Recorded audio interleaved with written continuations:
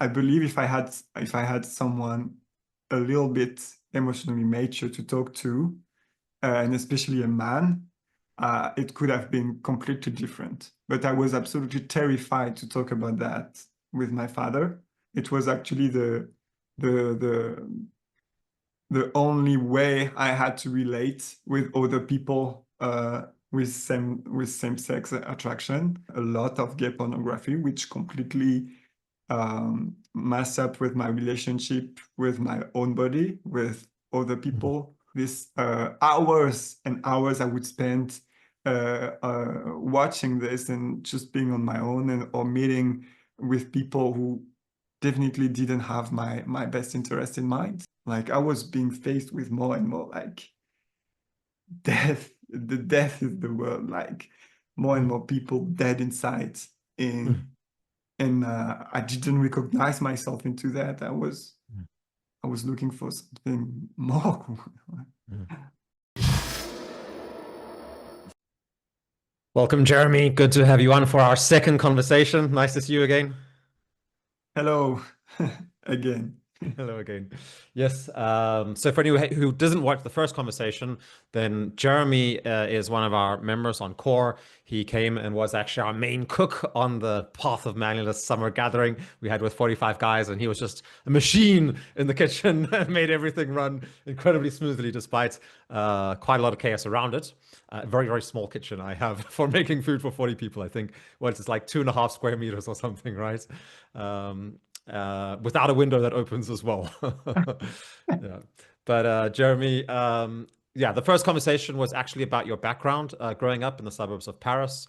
And we're having the series on about your journey from there through the LGBT ideology, community, into a place of actually very seriously, being homosexual since you were young, and then also think about transitioning to becoming a woman, and seeing yourself as queer until today, or at one day you had a vision of Christ, a Christic figure, as you say it, and today you're engaging in a way that seems very productive to me in kind of reestablishing a male identity, a masculine identity as a heterosexual male. So that's what we're talking about, and we reach the point where you get drawn in by what I would call a false ideology, and I think you would today as well.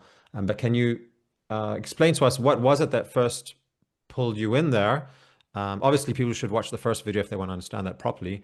But what pulled you into that ideology and like that kind of behavior as well? Yeah.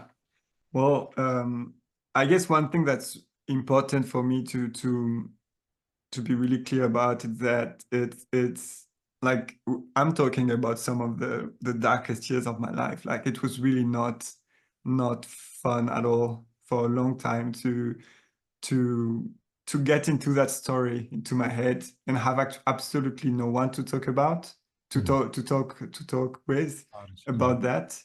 Um, because yeah, I believe if I had someone a little bit emotionally mature to talk to, and especially a man, it could have been completely different. But I was absolutely terrified to talk about that with my father, uh, and and and yeah, to talk about it with female role models would have maybe helped a bit to just feel a bit more okay in my own skin, but it wouldn't have helped me the way I received proper help like years later.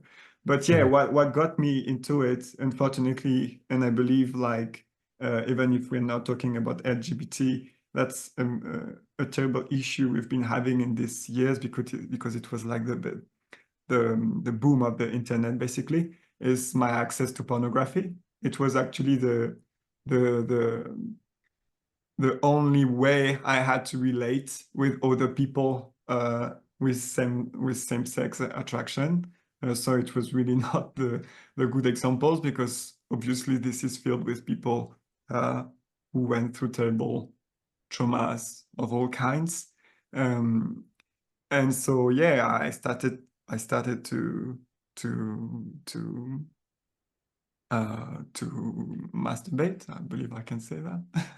Yeah. Daily, multiple times a day, like many teenagers who don't grow up with strong values in their family, um, and who got stuck into that kind of sexual liberation thing, which now that I'm looking at it, I really see how much of an enslavement it was to unhelpful desires and immature desires that I was having, because like a lot of people, I had my issues, my self-worth issues, and this is how I found really unhelpful ways to cope. For other people, it's going to be other stuff, but this was it for me. A lot of gay pornography, which completely mess up with my relationship with my own body, with other people. Um, and and yeah, so my entire high school experience has been half uh, hiding all this to other people, um, and the other half was to progressively meet men, older men on the internet, who just wanted to, like, yeah, to prey on me. I mean, uh, people have a hard time to admit it, but that's actually what it is. And like, I did want to get closer to other men, and I own that. But yeah, that's what first got me into it for a long time, uh, because it was not so long ago, but the LGBT space was not as pervasive at all. So yeah, it was It a lot wasn't of so loneliness, and yeah. wasn't so explicit and open back there.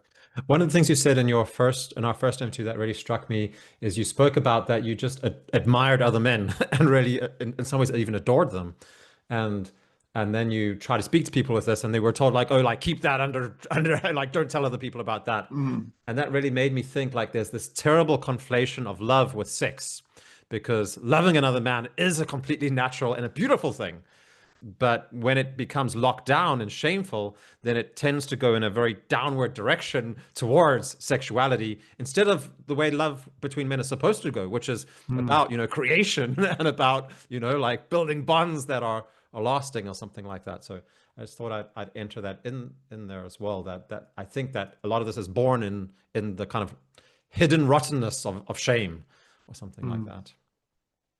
that. Sorry, yeah, that was just another insight. But can you tell me what did you hope that like this ideology or this thing? What were you thinking it would solve when you went in there, or was that even a part of your thinking at that time? Well, no, I believe it was a really like physical thing. When I got hooked on it, for that's what I was just telling before. For the entire high school experience I had, it was not so much about ideology at all. I was horny, like many people that age, Mhm, and this is the shape it took for me. So I was basically I was willing to get laid, to be honest. That's what it was for a long time, mhm, and and but it was really depressing to be hiding so much and be afraid of everyone basically around me. So what happened is that after high school, once I graduated from high school, I believe it's been shaping my choice for the studies I made, which were a lot about law, arts and humanities and mhm, literature, which tends to be a place where people are way more progressive.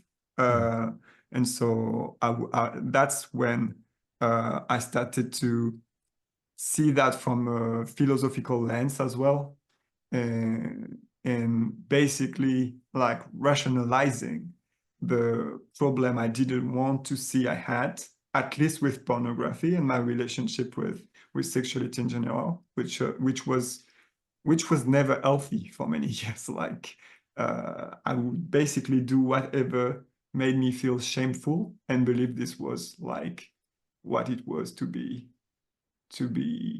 uh, like fulfilled mhm, sexually. That's actually what was intimacy, was shame, and and yeah, self-degradation. Mhm. Yeah. Okay. So, I mean, you've already been hinting on it, but can you put some more words then on like what you think the cost of this was on your life, like socially, emotionally, spiritually?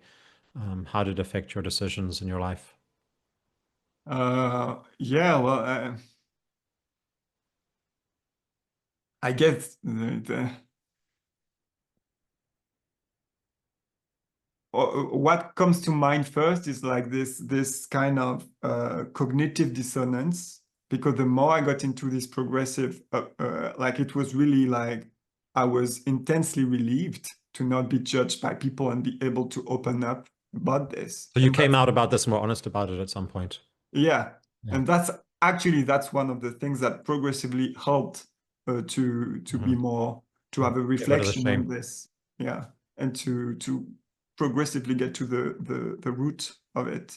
Um, but it was like, the main problem was the cognitive dissonance between everyone around me now saying that it was perfectly okay, it was my choice, it was all great, Mhm. while not while me not being able to actually show them what it actually looked like this hours and hours I would spend watching this and just being on my own, and or meeting with people who definitely didn't have my best interest in mind.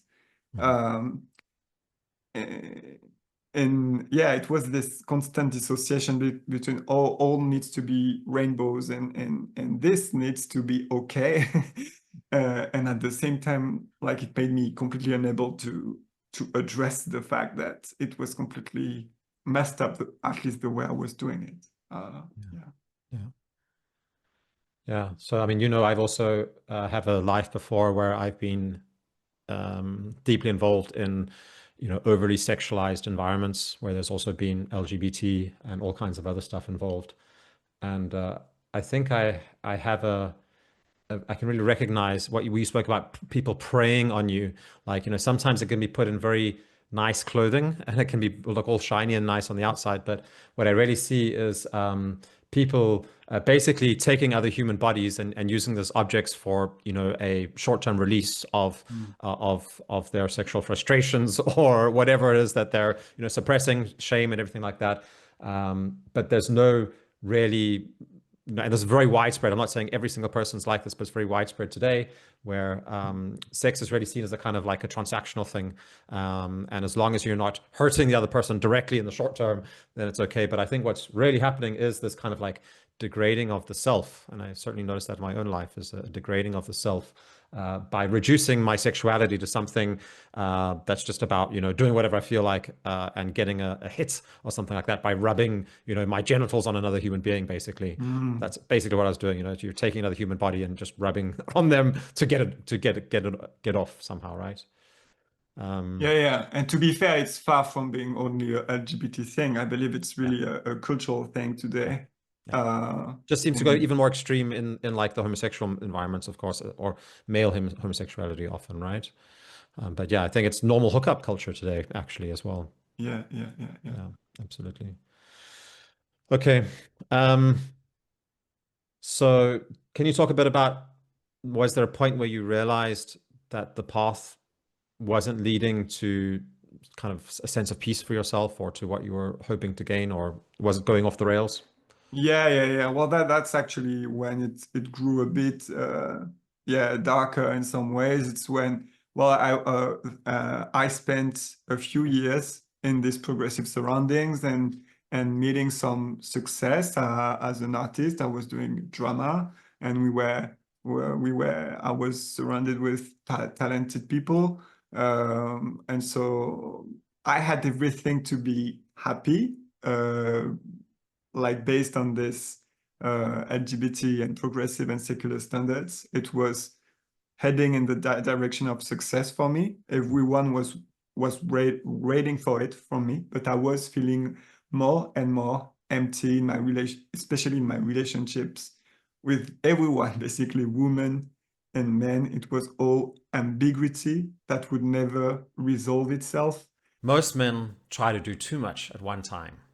That's why we created our Genesis workshop, which introduces you to the 4 foundational roles of being a man and sets you up with one simple habit to set you on the right path. So check out the link below for our Genesis workshop and hope to see you there. Thanks. Like, it was a constant, yeah, I don't want to, I don't even want to use the term flirting, because it was like, yeah, it was really not working for me.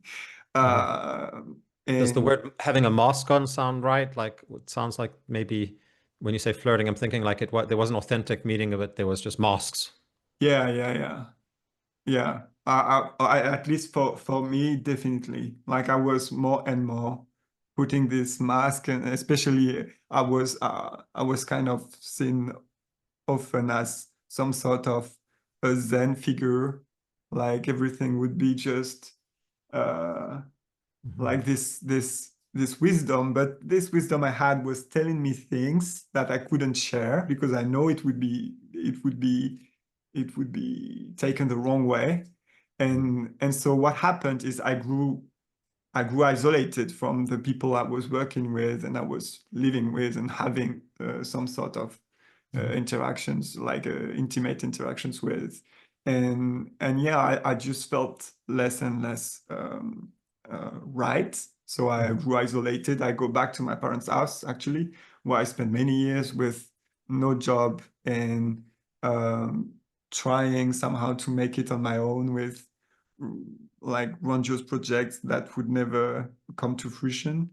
And so I was coping with that with more and more like pornography, and even like going from being a consumer to somehow share content online, mostly anonymous content. But yeah, I was really spiraling, and there was no one around me, my parents especially, which I've really I've really been willing to be helping me, to be supporting me, but the way that their progressive frame of mind told them to do that is by letting things like giving me the time I needed, but obviously there was something in me that was just sabotaging everything, and years passed on, and and yeah, the only like for about 2 years, the only real human interaction I had would be only hookups, and I actually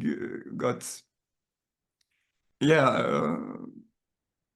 Deep into that, and got enough, some, I don't know, like some rewards, short-term rewards, because I was seen as I don't know. I mean, it's really not something I'm proud of, and as of today, but I was seen as talented. People loved what I was doing, and so, but it was terrible. It You mean was, like in your content creation, people loved what you were doing? yeah, in my content creation and the people I was encountering. I mean, Mm. I was getting positive feedback from this, but that's Mhm. terrible, because it's just wounded people Mhm. uh, Just getting wounded souls. together and being completely unwilling to face what's Mhm. going on in their life, the misery, and to face the actual reasons.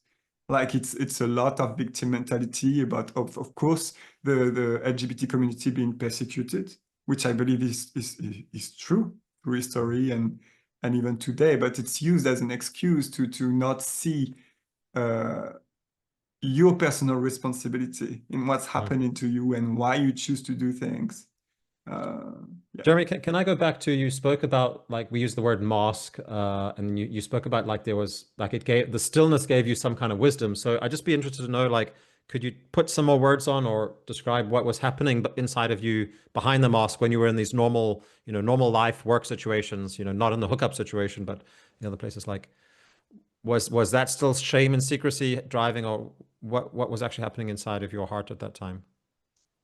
Uh, you mean, I don't know what you mean by that question. You spoke about in your work situations that you didn't have any real contact with people, and that you felt very fake in some way, or like, there wasn't, it was all superficial, or something like that. So I'm just curious to find what was happening behind the mask, inside of Oh you. yeah. Yeah. Oh.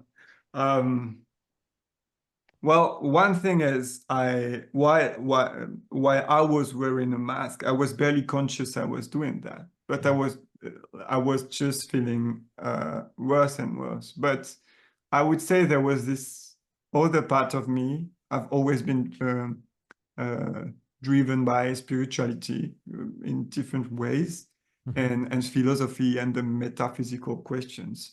And mhm, this reflection often led me to contradictory things between what I was actually living and what is actually said in the progressive secular mindset to mhm, be good and loving and empathetic, which means more and more like letting people with their own misery and do as is it's not existing and it's actually a good thing.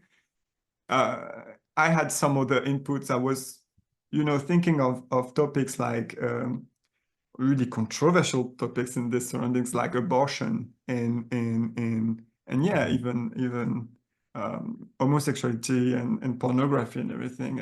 mhm, And but it was really weak. Like I had this. It was like a candlelight in my mhm, soul that was just like saying something was wrong, but it was not strong mhm, enough. I didn't have the foundation.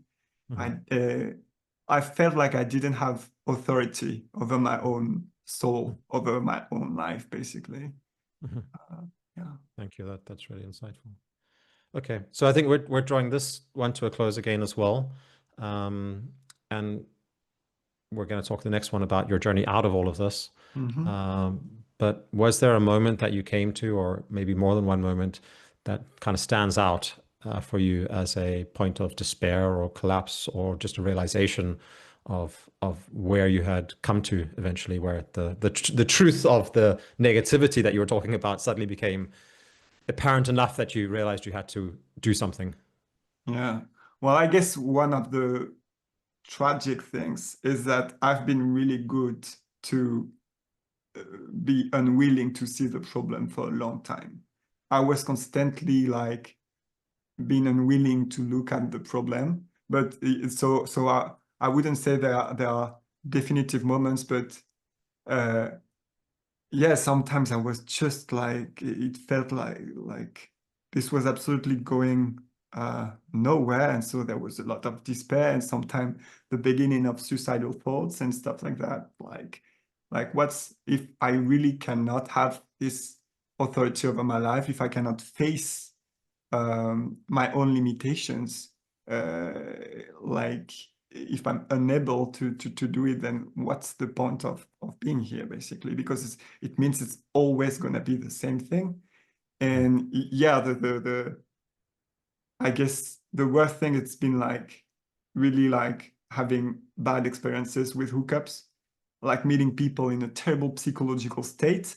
But because I was again in this frame of mind where you need to be empathetic and everything, I would really come to like, being afraid to offend people if I do not hook up with them, despite the fact that this is a terrible setting and they're obviously in a terrible uh, way. And so, yeah, I guess that's really a moment where uh, that ended up to for me to have a wake-up call to this is like I was being faced with more and more like death. The death is the word, like more and Mhm, more people dead inside. mhm, And I didn't recognize myself into that. mhm, I was looking for something more. mhm, mhm. Yeah, yeah. The zombie, sorry, the vampire turned into a zombie, perhaps, or was like Yeah. heading down to from vampirism to zombies. Yeah. Mhm. Okay. Well, Thank you, Jeremy. We're going to not leave it here, but the rest is going to be in the next conversation. So thanks really much for that sharing. I felt that one in my own heart. Yeah, looking forward to continuing with the next talk. So yeah, bye. Thank you.